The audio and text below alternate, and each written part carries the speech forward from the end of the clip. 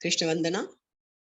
वसुदेव सुतं देवं कंस चाणूरमर्दनम देवकी परमानंदम कृष्णं वंदे जगद्गुरु। जगद्गुरु श्री कृष्ण के चरणों में प्रणाम। आप सबका हृदय से नमन।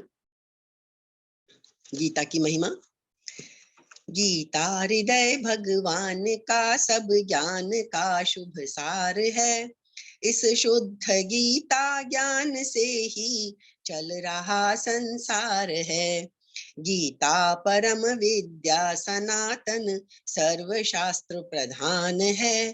पर ब्रह्म रूपी मोक्षकारी नित्य गीता ज्ञान है। यह मोह माया कष्टमय तरना जिसे संसार हो, वह बैठ गीता नाव में सुख से सहज में पार हो। तो ये सहजता जो है, ये हम यदि दिन भर याद रखें, जैसे हमने पिछली बार भी चर्चा की थी, तो ये सहजता हमें महसूस हो सकती है। दिन में कई बार महसूस हो सकती है कि गीता ज्ञान हमें सारे कष्टों से उबार सकता है, और वो उबारता है। और हमने ये भी देखा कि सिद्धांत रूप में जो बातें हमें दूसरे अध्याय में बताई गई थी, अब सारी गीता में वो बातें जो बताई गई उनको हम लाइफ में कैसे लाएं, उसके सारे तरीके हमें बताए गए हैं। बस हम खाली इसको पढ़ के छोड़ ना दें। हर एक श्लोक में एक तरीका हमें पता चलता है, और जो तरीका हमारे अनुकूल है वो हम अडॉप्ट कर लें, ये हमने पिछली बार तय कर लिया था। तो अपने अपने अनुसार सबके लिए इसमें रास्ते हैं।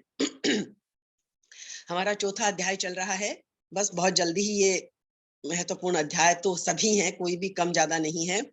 तो हमने क्या देखा था पिछली बार कि कृष्ण ने जितने अर्जुन को बताए तरीके, उनमें उन्होंने कहा था कि तत्व ज्ञान श्रेष्ठ है, द्रव्य यज्ञ से ज्ञान यज्ञ श्रेष्ठ है। ये हमने पिछली बार देख लिया था। क्योंकि तत्व ज्ञान जब हो जाता है व्यक्ति को, तो फिर कुछ भी करना, कुछ भी जानना और पाना शेष नहीं रहता। ज्ञान यदि हो गया, ज्ञान का, और ज्ञान होता किससे? विवेक से। अब वो विवेक से, ये इतनी बात तो हमें समझ में आ गई कि विवेक, विजडम जब हमारा जागृत हो जाएगा तो हमें तत्व ज्ञान हो जाएगा। लेकिन फिर वो विवेक भी जागृत कैसे हो? कहने को तो सब बात लगता है कि इंद्रियां, यदि सबसे पहला तरीका क्या है? इंद्रियों को वश में करना। ठीक है, लेकिन इंद्रियां वश में कैसे हो? वही तो नहीं होती हैं वश में। एक छोटा सा चीज है, हम उपवास का सोच लेते हैं, उपवास तक तो हमसे ढंग से होता नहीं है। तो इंद्रियां वश में करना आसान काम नहीं है। ये हम सब जानते हैं। तो इसी में तरह तरह के रास्ते बताए गए हैं, चाहे वो प्राणायाम है, ध्यान है, जो भी कुछ है, ये सब इस तत्व ज्ञान को प्राप्त करने के उपाय हैं, साधन हैं। असली चीज तो क्या है? तत्व ज्ञान। और वो तत्व ज्ञान कोई जरूरी नहीं कि आपको बहुत साधना करनी पड़े, बहुत मेडिटेशन करना पड़े। ये तो सब तरीके हैं जिसके लिए जो उचित है। तत्व ज्ञान, किसी के पीछे के संस्कार होते हैं, तो श्रवण मात्र से, सुनने भर से उसे तत्व ज्ञान हो जाता है। अभी हमारे यहाँ आएगा इसमें आगे किसी श्लोक में कि साधक भी तीन तरह के हैं। तो किसी को यो चुटकियों में तत्व ज्ञान हो जाता है, सुनने भर से हो जाता है, क्योंकि पुरानी स्मृतियां जग जाती हैं। तो इसलिए ऐसा कभी किसी को, और एक बहुत बढ़िया बात इसमें आएगी अभी आगे के श्लोक में, कि कोई भी पापी से पापी को भी निराश होने की जरूरत नहीं है। उसको भी तत्व ज्ञान हो सकता है, और लंबा समय नहीं चाहिए, इसी क्षण भी तत्व ज्ञान हमें हो सकता है। तो हम आगे बढ़ते हैं। अर्जुन क्या चाहता है? अर्जुन ने पहले क्या प्रार्थना की थी कृष्ण से कि मेरा जिसमें कल्याण हो, निश्चितम ब्रूहि, तन में जिसमें निश्चित रूप से मेरा कल्याण हो, कृष्ण मुझे वो रास्ता दिखाओ। याद होगा आपको पहला दूसरा अध्याय। तो कृष्ण अर्जुन को सारे कल्याण प्राप्ति के रास्ते बताते हैं। उन्होंने साधनों का वर्णन कर दिया यज्ञ रूप में, जिनका हमने विस्तार से वर्णन पिछले देख लिया था। अब इस 34वें श्लोक में ज्ञान यज्ञ को उन्होंने श्रेष्ठ भी बता दिया। अब कहते हैं कि इस ज्ञान यज्ञ को श्रेष्ठ तो बता दिया, लेकिन इस ज्ञान यज्ञ को प्राप्त करने की प्रचलित प्रणाली क्या है दुनिया में? ध्यान से वर्ड को बहुत गौर में रखिएगा। प्रचलित प्रणाली क्या है? ये कृष्ण अर्जुन को कह नहीं रहे कि तू इसी रास्ते से चल, वो बता रहे हैं कि जो प्रचलित प्रणाली है आमतौर पर दुनिया में इस ज्ञान यज्ञ को संपन्न करने की, वो उसको बताते हैं कि कैसे प्राप्त करना चाहिए। तद विद्धि प्रणिपातेन परिप्रश्नेन सेवया उपदेक्षन्ति ते ज्ञानम ज्ञानिनस्तत्वदर्शिनः। आमतौर पे जिन्हें ये ज्ञान मार्ग, इस पे चलने का रास्ता पाना होता है, तो वो क्या करते हैं, कृष्ण कह रहे हैं उसको कि तू ऐसा कर, यदि तुझे इस रास्ते पे प्रचलित प्रणाली के अनुसार चलना है तो अर्जुन तू क्या कर, तत्विद्धि, उस तत्व ज्ञान को समझ। कैसे समझ, तत्वदर्शी ज्ञानी महापुरुषों के पास जाकर। अब अर्जुन को आदेश दे रहे हैं कि मैंने बता तो दिया कि ज्ञान का रास्ता बहुत श्रेष्ठ है, तत्व ज्ञान पाना बहुत जरूरी है, लेकिन तू उस तत्व ज्ञान को कैसे तुझे मिलेगा वो तत्व ज्ञान, तो अर्जुन उस तत्व ज्ञान को तू तत्वदर्शी ज्ञानी महापुरुषों के पास जाकर समझ। तेरे को ऐसे ही समझ में नहीं आएगी चीजें। और कैसे समझ, प्रणिपातेन सेवया परिप्रश्नेन, तीन तरीके, तृतीय विभक्ति का प्रयोग किया है तीनों में। प्रणिपातेन, उनको साष्टांग दंडवत प्रणाम करके करने से, सेवया, उन महापुरुषों की सेवा करने से, परिप्रश्नेन, सरलता पूर्वक प्रश्न करने से। बहुत महत्वपूर्ण है ये वर्ड, इसका हम अच्छे से विश्लेषण करेंगे। खाली प्रश्न पूछना और एक सरलता से, परिप्रश्न, जब आपको कहीं डाउट हो तो प्रश्न करना, लेकिन वो प्रश्न कैसे करना चाहिए वो हम समझ लेंगे।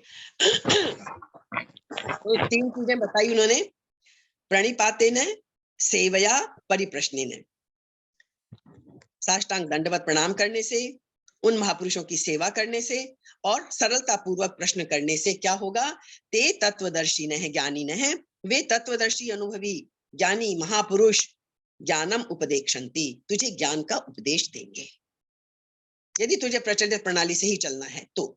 अब ये बात उन्होंने क्यों कही कृष्ण ने, इसको हम समझेंगे। वो कह रहे हैं मैं तो तुझे समझाया ही जा रहा हूँ, रास्ता तेरे लिए बताया ही जा रहा हूँ, पर वो तो शंका पे शंका करता चला जा रहा है, कई तरह की बातें कर रहा है।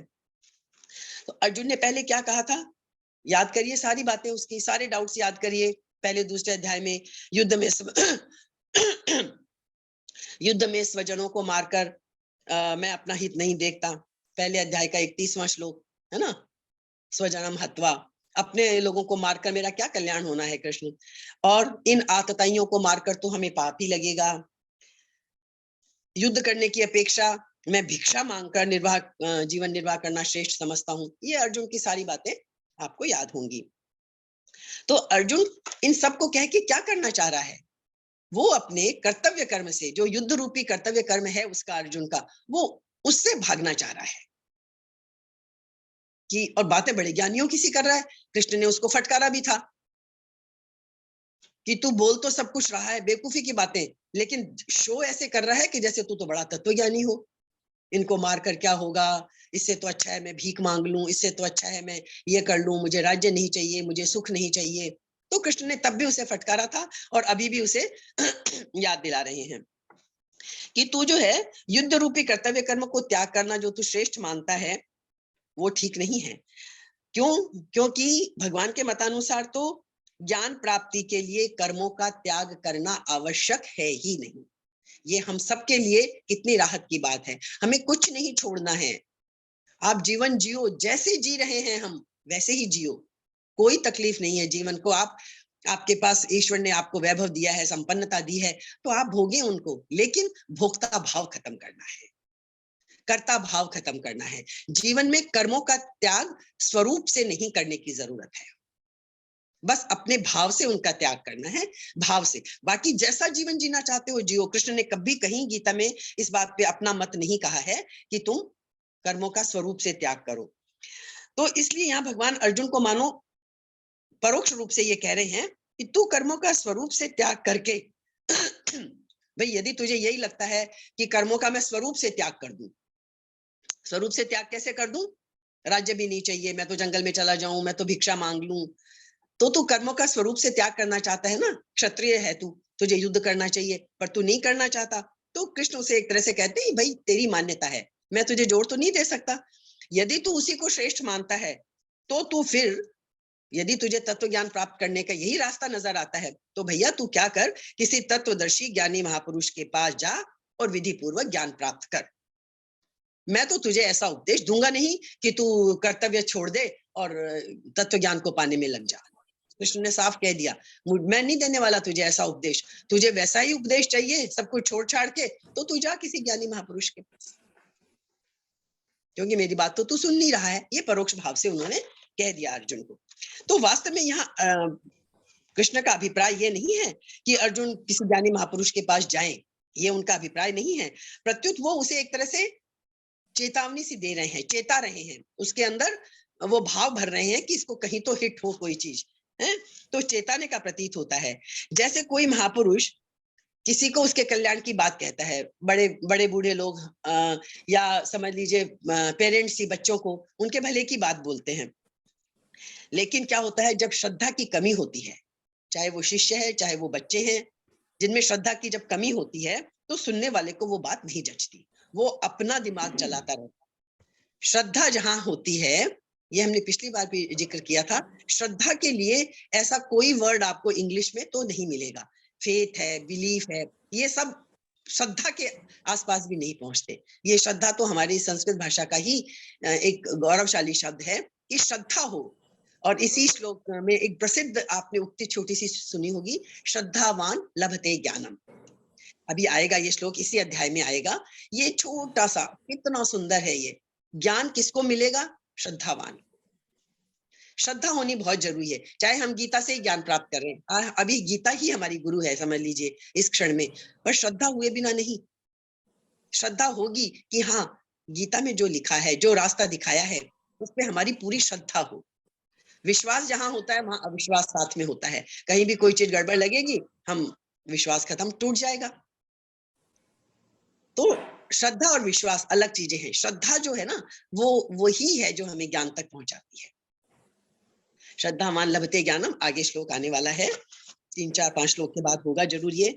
तो अर्जुन को क्या कहना चाहते हैं कृष्ण कि भाई देखो, लगता है तुम्हारी श्रद्धा में कमी है मेरे प्रति शायद, तो तुमको मेरी बात जच नहीं रही है।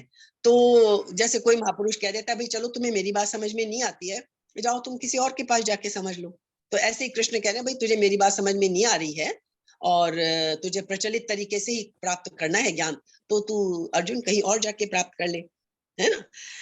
लेकिन मानो कह वो ये रहे हैं कि तू क्या कर, ज्ञान प्राप्त की जो प्रचलित प्रणाली है चला जा उसमें, जो ब्रह्मनिष्ठ गुरु हैं उनके पास जाकर विधि पूर्वक ज्ञान प्राप्त कर ले तू जाके। अब विधि पूर्वक ज्ञान में तो बहुत तरीके हैं। पहले आपको सब अपने आप को तैयार करना होगा और उसके बाद आप जाओगे, और फिर ये तरीके बताए हैं सारे आपको, प्रणिपातेन परिप्रश्नेन, इन सब से आपको ज्ञान प्राप्त करना होगा।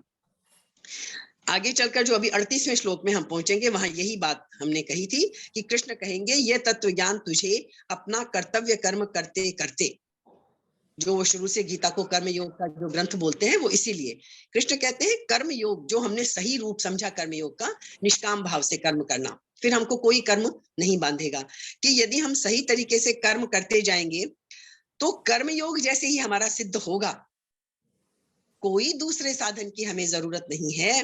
ये ज्ञान, ये तत्व ज्ञान भी हमें ऑटोमेटिक प्राप्त हो जाएगा। यदि कर्म योग को हमने साध लिया तो ये ज्ञान योग तो अपने आप हमें प्राप्त हो जाएगा, पर कर्म योग को सही तरीके से समझना होगा। तो उसके लिए हमें किसी दूसरे के पास जाने की जरूरत ही नहीं है, बिल्कुल जरूरत नहीं है। ये कृष्ण हमें समझा चुके हैं अब तक। लेकिन यदि विधि पूर्वक ही करना है, नहीं तुम्हारा कहीं श्रद्धा बैठ रही है, तो फिर क्या करना है तुम्हें? उन ज्ञानी पुरुषों के पास जाकर 3 तरीके बताए हैं। प्रणिपातेन, ज्ञान प्राप्ति के लिए गुरु के पास जाकर उन्हें साष्टांग दंडवत प्रणाम करें। तात्पर्य क्या है कि आप गुरु के पास ऐसे नीचे होने का भाव लेके जाए, गुरु के पास अहंकार के साथ ना जाए कि इतना तो मुझे आता है, भाई बचा हुआ तुम सिखा दो, है ना, इस भाव से नहीं। यदि आप सीखने जा रहे हैं तो फिर पूरी तरह से उनको समर्पित होना जरूरी है। वैसे ही ईश्वर को पाने के लिए जैसे समर्पण जरूरी है, वैसे ही गुरु से ज्ञान पाने के लिए गुरु के प्रति समर्पण जरूरी है। तो प्रणिपातेन, साष्टांग दंडवत करो और अपना शरीर और अपनी सेवाएं, सब कुछ जो कुछ आपके पास द्रव्य है सब गुरु को अर्पण कर दो। दूसरा तरीका क्या बताया? सेवया। आपके पास जो कुछ है, शरीर है, द्रव्य है, पदार्थ है, जो कुछ है, आप उन वस्तुओं से गुरु की सेवा करें। गुरु को जरूरत नहीं है, लेकिन आपको जरूरत है उस भाव में पहुंचने के लिए जिससे वे प्रसन्न हो। और उनकी प्रसन्नता प्राप्त करना हो तो सबसे बड़ी बात क्या है, अपने आप को उनके अधीन कर दे सर्वथा। भाई जैसे आप बोलो वैसे हम करेंगे, बस गुरु से यदि ज्ञान प्राप्त करना है तो उनके मन के संकेत के आज्ञा के अनुकूल काम करे, यही वास्तविक सेवा कहलाती है। कभी भी आपने नोटिस किया होगा संत महापुरुषों को वस्तुओं से और उनसे ज्यादा प्रेम नहीं होता।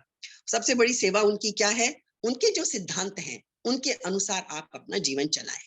यदि किसी को गुरु बनाया है, यदि गीता को गुरु बनाया है, तो सबसे बड़ा समर्पण क्या होगा हमारा, सबसे बड़ा तरीका क्या होगा, गीता के अनुसार जीवन जीना शुरू कर दें। बस गीता माता हम पे प्रसन्न उसी क्षण हो जाएंगी। तो गुरु के पास भी यही बात है, गुरु के सिद्धांतों के अनुसार जीवन बिताना, ये गुरु की सबसे बड़ी सेवा होती है। दूसरा क्या है, परिप्रश्नेन। तीसरी चीज क्या आ गई, प्रणिपातेन हो गया, सेवया हो गया, परिप्रश्नेन। परिप्रश्न, हम गुरु के पास जाते हैं तो हमारे पास शंकाएं होती हैं, डेफिनेटली। यदि शंकाएं नहीं होंगी तो फिर तो हम सब कुछ समझ गए। लेकिन हम गुरु के पास जाते हैं क्योंकि हमारे अंदर डाउट्स बहुत हैं, तो हम प्रश्न करेंगे। लेकिन कई बार क्या होता है, हम गुरु को प्रश्न भी करते हैं लेकिन अहंकार का भाव साथ में होता है। गुरु को चेक करने की इच्छा होती है कि देखिए कोई ट्रिकी सा क्वेश्चन पूछे, कोई प्रश्न को गोल घुमाकर ऐसे पूछे, देखिए गुरु जवाब दे पाता है या नहीं। और अपनी विद्वता सिद्ध करने के लिए भी कई बार हम बड़ा ऐसा घुमा फिरा के और बड़े शब्दों की चाशनी में उलझा कर प्रश्न पूछते हैं। ये तरीका नहीं है गुरु से ज्ञान प्राप्त करने का। गुरु की परीक्षा नहीं लेनी है। तो केवल परमात्मा तत्व को जानने के लिए जिज्ञासु भाव से, बड़ी सरलता से, विनम्रता पूर्वक गुरु से प्रश्न करना चाहिए।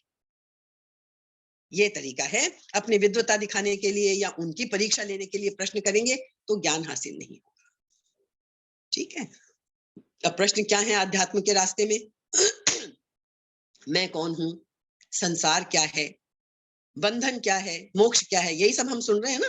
कर्म बंधन का कारण नहीं बनेंगे, जीते जी मुक्ति हो जाएगी। तो भाई इन सबको सुनने से कुछ नहीं होगा, इनका वास्तविक अर्थ समझना है। अब वो चाहे आप गीता रूपी गुरु से समझ लें, कृष्ण को गुरु मानकर समझ लें, या नहीं समझ में कुछ आता है तो किसी गुरु, साक्षात गुरु के चरणों में बैठकर समझ लें।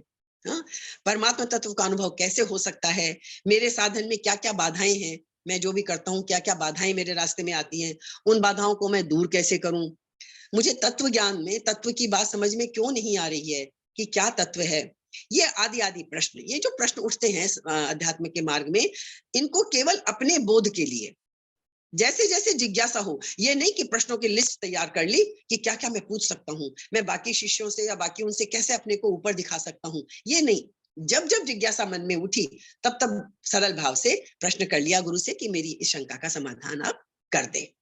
ये गुरु के पास जाके तो क्या करते हैं, जब आप इस तरह के शिष्य बन के गुरु के पास जाते हैं तो ज्ञानी है तत्वदर्शी है, ऐसे तत्वदर्शी जो गुरु हैं, ज्ञानी लोग हैं, उनके पास तुम्हें जाके ज्ञान प्राप्त करना चाहिए। ये अर्जुन को कृष्ण कह रहे हैं।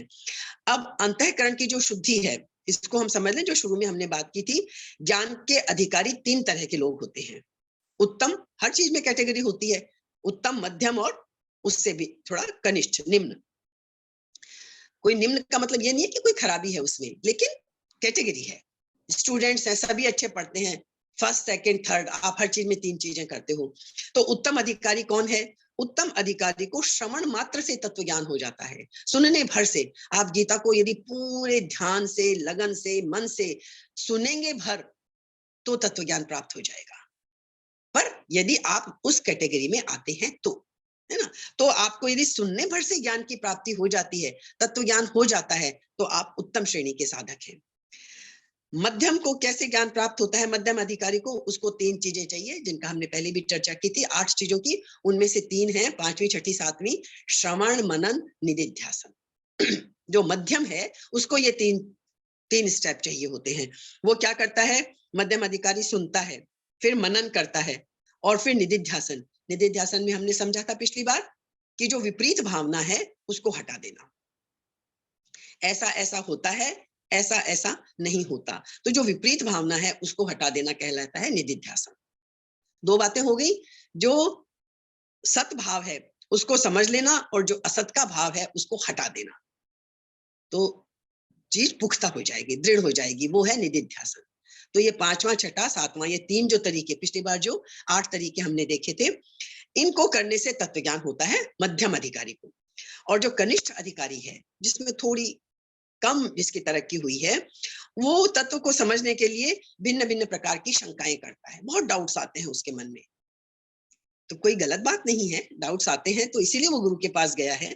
तो उन शंकाओं का समाधान करने के लिए वेदों और शास्त्रों का ठीक ठीक ज्ञान होना आवश्यक है उस गुरु को भी। इसलिए यहाँ तत्वदर्शी, ज्ञानी न है, तत्वदर्शी न है। गुरुओं के लिए दो विशेषण आए हैं कि कैसे गुरु के पास जाना चाहिए, वो ज्ञानी भी हो और तत्वदर्शी भी हो। बहुत सचमुच ये गीता का तो एक एक शब्द अभिभूत कर देता है, एक श्लोक में कितना भर दिया उन्होंने। गुरु भी कैसा चाहिए, कोई लंबी चौड़ी व्याख्याएं नहीं दी। ज्ञानी न है, तत्वदर्शी न है। ज्ञानी भी हो वो गुरु और तत्वदर्शी भी हो। क्या फर्क है?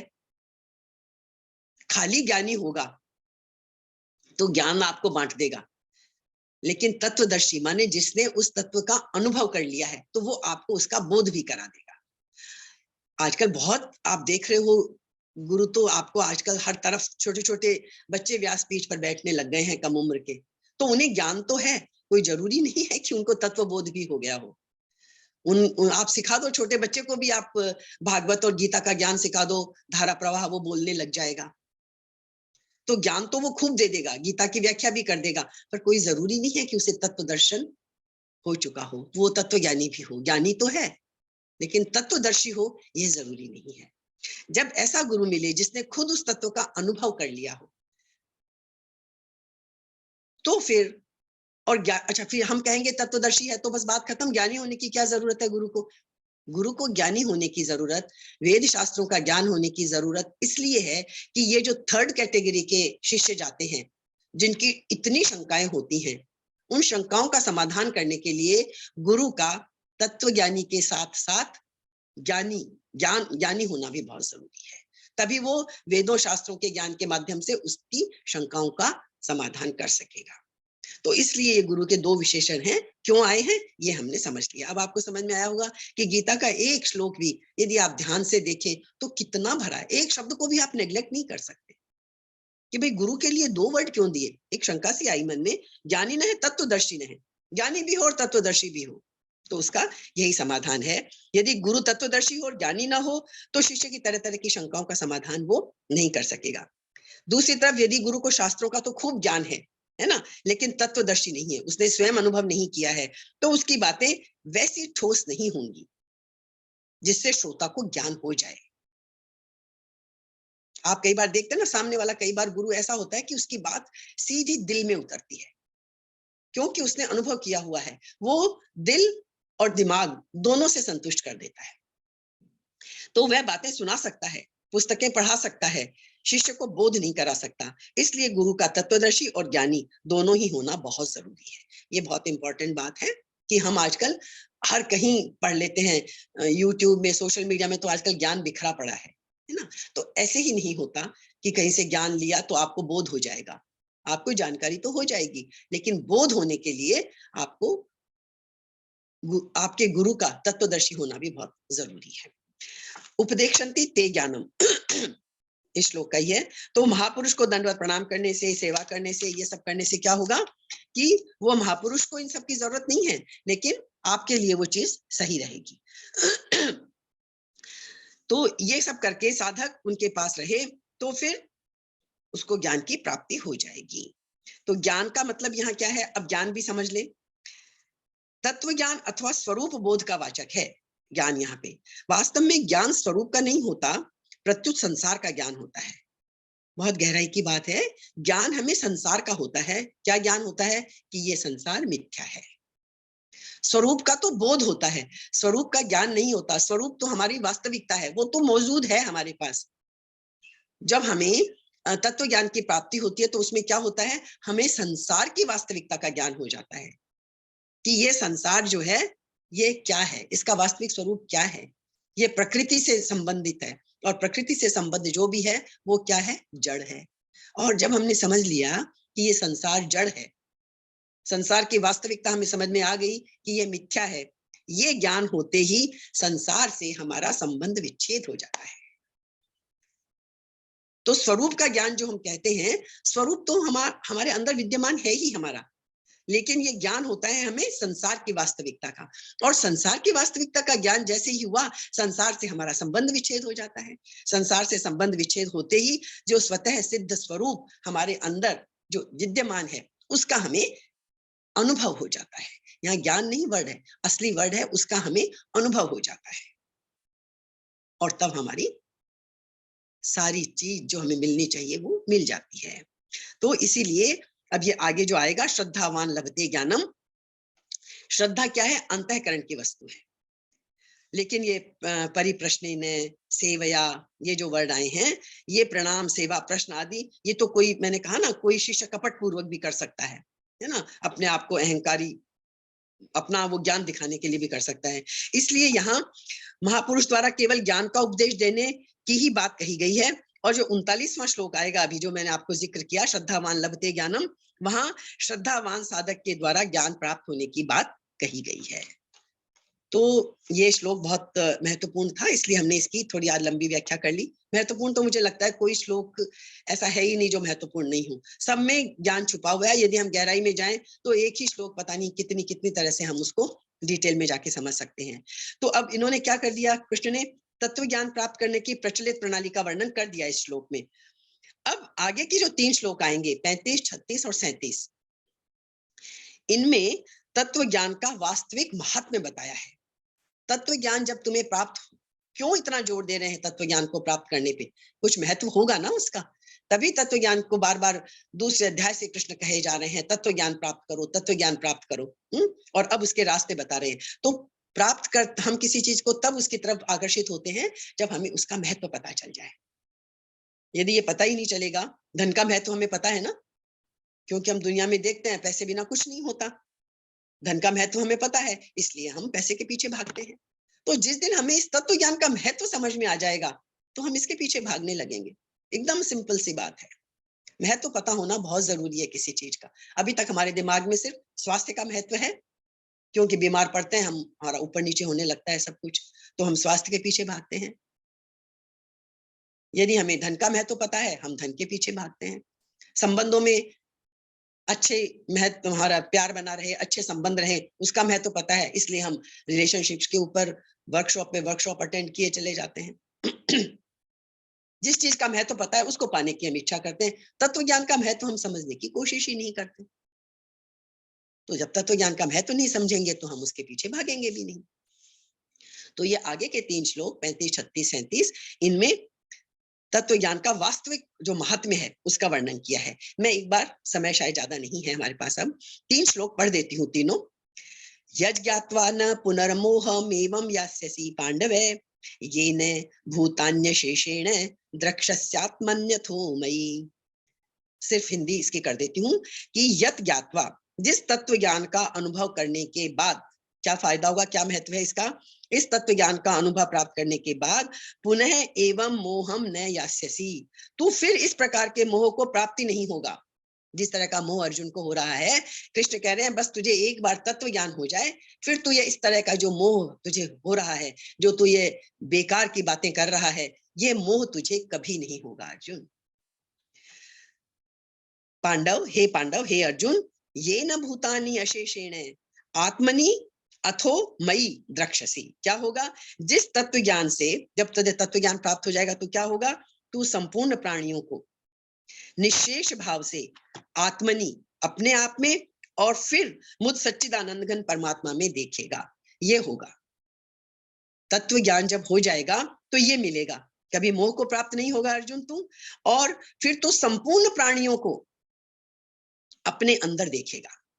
पहले अपने अंदर देखेगा क्योंकि हम भी ईश्वर के ही अंश हैं, और फिर हमें जब ये लगने लग जाए कि सब कुछ मैं हूं, जो बाहर है, जो सारे प्राणी हैं वो और मैं अलग नहीं है, पहले ये अनुभव होगा, और फिर हम सब अपने को भी और सारे प्राणियों को भी ईश्वर में देखने लग जाएंगे। तत्व ज्ञान से ये फायदा होगा। व्याख्या बाद में कर लेंगे, अगला भी पढ़ देती हूँ। अपि चेदसि पापेभ्य सर्वेभ्य पाप कृत्तमः सर्वं ज्ञान प्लवेनैव वृजिनं संतरिष्यसि। और क्या होगा? चेत सर्वेभ्य पापेभ्य, जो हमारे लिए शुरू में मैंने जिक्र किया था, जिसका अगर तू सब पापियों से भी पाप कृत्तम है, अधिक पापी है ना, good better best, third degree होती है ना बेस्ट, वैसे तू पापियों में भी जो थर्ड डिग्री का सबसे ज्यादा पापी भी यदि तू है अर्जुन, ज्ञान प्लवेन एव सर्वम वृजिनम संतरिष्यसि, तो भी तू इस ज्ञान रूपी नौका के द्वारा निसंदेह संपूर्ण पाप समुद्र से अच्छी तरह तर जाएगा। यदि तुझे ये तत्व ज्ञान हो गया तो फिर क्या आश्वासन मिलता है हमें इस श्लोक में, तू कितना भी निकृष्ट कोटि का क्यों ना हो, तू कितना ही बड़ा पापी क्यों ना हो, पापियों में भी सबसे ऊंचा पापी है ना, मतलब बहुत बड़ा पापी भी क्यों ना हो, तो भी इस ज्ञान रूपी नौका के द्वारा क्या होगा, ज्ञान प्लवे नैव वृजिनम संतरिष्यसि, इस पाप रूपी समुद्र से तू क्या हो जाएगा, संतरिष्यसि, तर जाएगा, सिर्फ तर ही नहीं जाएगा, संतरिष्यति, सन भी लगा दिया आगे, उपसर्ग भी लगा दिया, समतरिष्यति, अच्छी तरह से तर जाएगा। तो यदि अब तक हमने खूब पाप भी किए हैं, खूब गलत रास्ते पर भी चले हैं, निराश होने की बिल्कुल जरूरत नहीं है। सबके लिए जिस दिन तत्व ज्ञान हुआ, जिस क्षण हुआ, और एग्जाम्पल हमारे सामने तो बहुत है, वाल्मीकि का है, बड़े बड़े लोगों का है, जो पूरी तरह से पाप में डूबे हुए, हत्या में, उसमें सब में लगे हुए, कोई ज्ञान नहीं हुआ, तत्व ज्ञान तो उसे एक क्षण में हो गया, और आज भक्तों की श्रेणी में, भक्त शिरोमणियों में उनका नाम आता है। तो इसलिए ये भी हम सबके लिए बड़ी आश्वासन की बात है कि हमको यह भी हो सकता है, किसी को भी हो सकता है कभी भी। तो थोड़ा सा वक्त है, हम एक और कर लेते हैं, जो 37वां, तीनों का एक ही विषय है। यथैधांसि समिद्धोग्निर्भस्मसात् कुरुते अर्जुन, ज्ञानाग्नि सर्व कर्माणि भस्मसात् कुरुते तथा। क्यों, क्या है ऐसा इसमें जो आपको पापी को भी नष्ट कर देगा? इस ज्ञान की इतनी ताकत है इस ज्ञान में, हे अर्जुन, जैसे प्रज्वलित अग्नि, समिद्ध है अग्नि, प्रज्वलित अग्नि ईंधन से भस्मसात, ईंधनों को सर्वथा भस्म कर देती है। जितनी भी लकड़ी आप लगाओ, यदि आपने अग्नि उसमें डाल दी तो क्या होगा, सारी लकड़ियां जलकर भस्म हो जाएंगी, ईंधनों को सर्वथा भस्म कर देती हैं। तथा उसी तरह ज्ञानाग्नि सर्व कर्माणि भस्मसात कुरुते, ज्ञान रूपी जो अग्नि है वो संपूर्ण कर्मों को सर्वथा भस्म कर देती है। और मोक्ष का रास्ता क्या है, कर्मों के बंधन से मुक्ति। तो जो जो भी कर्मों ने हमें बांध रखा है, इसकी हम व्याख्या थोड़ा अच्छी तरह से करेंगे। संचित कर्म है, क्रियमाण कर्म है, प्रारब्ध है, जो भी हमारे कर्म है, ये ज्ञानाग्नि सब तरह के कर्मों का नाश कर देती है। तो ये 37वां श्लोक हमारा हो गया, खूब अच्छी तरह से हमने समझ लिया। व्याख्या इसकी हम फिर कर लेंगे। एक बार इन तीनों को मैं फिर से इकट्ठे पढ़ देती हूँ, हमारे पास 1 मिनट ही बचा है। यज्ञात्वा न पुनर्मोहमेवं यास्यसि पांडव, येन भूतान्य शेषेण द्रक्ष्यस्यात्मन्यथो मयि। 36वां, अपि चेदसि पापेभ्यः सर्वेभ्यः पापकृत्तमः सर्वं ज्ञानप्लवेनैव वृजिनं सन्तरिष्यसि। 37, यथैधांसि समिद्धोग्निर्भस्मसात् कुरुते अर्जुन, ज्ञानाग्निः सर्व कर्माणि भस्मसात् कुरुते तथा। तो अब हमें इस तत्व ज्ञान का महात्म्य इन तीनों श्लोकों में समझा दिया कृष्ण ने, कि ये हमारे सारे ज्ञान के, ये ज्ञान का जो रास्ता है, ये ज्ञान तत्व ज्ञान जो है हमारे सारे कर्मों को नष्ट कर देगा, सारे पाप कर्मों को, सब कुछ, पाप और पुण्य की बात ही छोड़ दे, कर्मों को ही नष्ट कर देगा। मोक्ष के लिए अच्छा बुरा सबका नष्ट होना जरूरी है।